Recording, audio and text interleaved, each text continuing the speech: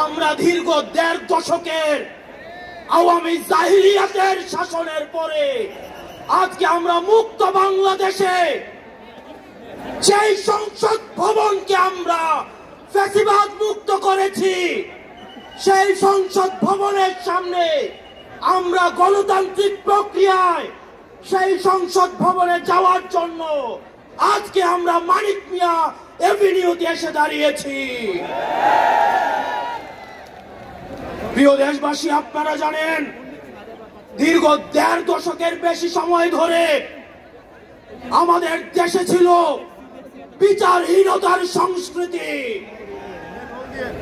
লগি বৈঠা থেকে শুরু করে ২০০৯ সালে আমাদের দেশের যারা ডিফেন্স অফ ফার্স্ট লাইন পিডিআরদেরকে আপনারা দেখেছেন কিভাবে ভারতীয় আগ্রাসনের মধ্য দিয়ে হত্যা করা হয়েছে।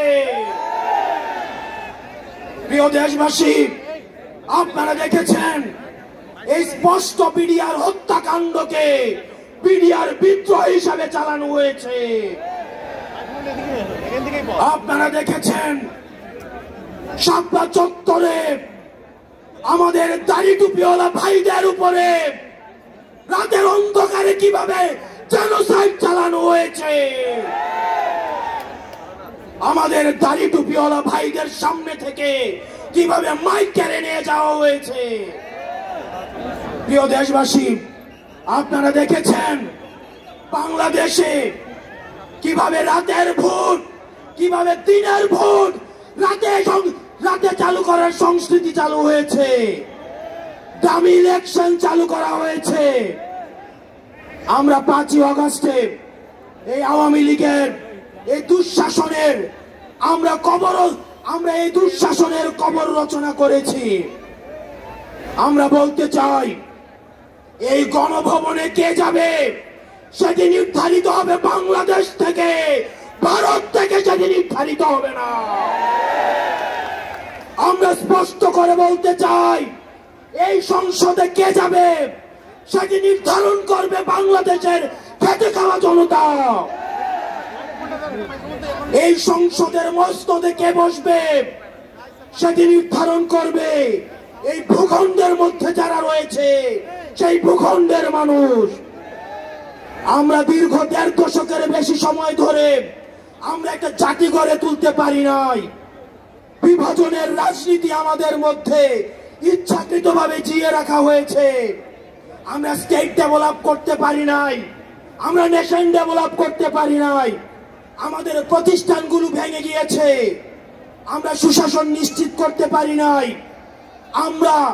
আমরা ফাংশনাল ব্যুরোক্রেসি নিশ্চিত করতে পারি নাই, আমরা স্বাধীন পুলিশ নিশ্চিত করতে পারি নাই, স্বাধীন বিচার বিভাগ নিশ্চিত করতে পারি নাই। আমরা স্বাধীনতার এত বছর পরেও আমাদের তরুণ প্রজন্ম, আমাদের একটা ইনস্টিটিউশন আমরা প্রপারলি ফাংশন করতে দেখি নাই।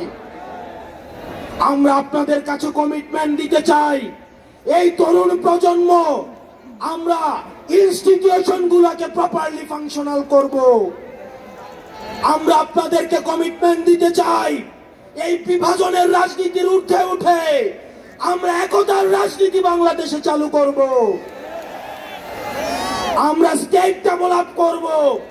আমরা এই ভূখণ্ডের অধিকার আমরা আদায় করতে পারি নাই। আমাদেরকে মাথায় রাখতে হবে, বিদেশের সাথে আমাদের বন্ধুত্বপূর্ণ সম্পর্ক থাকবে, কিন্তু কোন প্রেসক্রিপশনের সম্পর্ক থাকবে না। আমরা স্পষ্ট ভাষায় বলতে চাই, আমাদের যখন একটা ছেলে রাস্তায় রক্ত দেওয়া শিখে গিয়েছে, আমাদেরকে কেউ রক্ত দেওয়া থেকে দমায় রাখতে পারবে না। সুতরাং আমরা স্পষ্ট ভাষায় বলতে চাই, আমাদের প্রবীণ রাজনীতিবিদ যারা রয়েছে তাদের অভিজ্ঞতা এবং তরুণদের তেজদীপ্ত এবং অকুত ভয় যে নেচার রয়েছে, সেটার মিথস্ক্রিয়ায় আমরা পরবর্তী বাংলাদেশ বিনির্মাণ করব। আমরা যতদিন না পর্যন্ত আমরা নিশ্চিত করতে চাই এদেশ থেকে পরিবারতন্ত্র, এদেশ থেকে কবরস্থ হয়েছে, এদেশে কামারের ছেলে প্রধানমন্ত্রী হবে, কুমারের ছেলে প্রধানমন্ত্রী হবে। এদেশে যোগ্যতার ভিত্তিতে এদেশে নেতৃত্ব উঠে আসবে। আমরা স্পষ্ট করতে চাই, আমরা একটা সুন্দর বাংলাদেশ গড়তে চাই, যে বাংলাদেশে আমাদের মধ্যে কোনো ধরনের ভেদাভেদ থাকবে না। আমাদের রাজনৈতিক পরমত সহিষ্ণুতা থাকবে, মত প্রকাশের স্বাধীনতা থাকবে, আমাদের দ্বিমত প্রকাশের স্বাধীনতা থাকবে। আমরা একটা সমৃদ্ধ বাংলাদেশ গঠন করার জন্য আমরা আপনাদের কাছে কমিটমেন্ট দিচ্ছি, আমরা প্রতিজ্ঞা করছি। এই প্রতিজ্ঞার সাথে কারা কারা একমত রয়েছেন? ও ইনকিলাব জিন্দাবাদ, ইনকিলাব জিন্দাবাদ, ইনকিলাব জিন্দাবাদ, ইনকিলাব জিন্দাবাদ। আপনাদের সাথে দেখা হবে আমাদের তরুণদের স্বপ্নের বাংলাদেশে। আসসালামু আলাইকুম ওয়া রাহমাতুল্লাহ।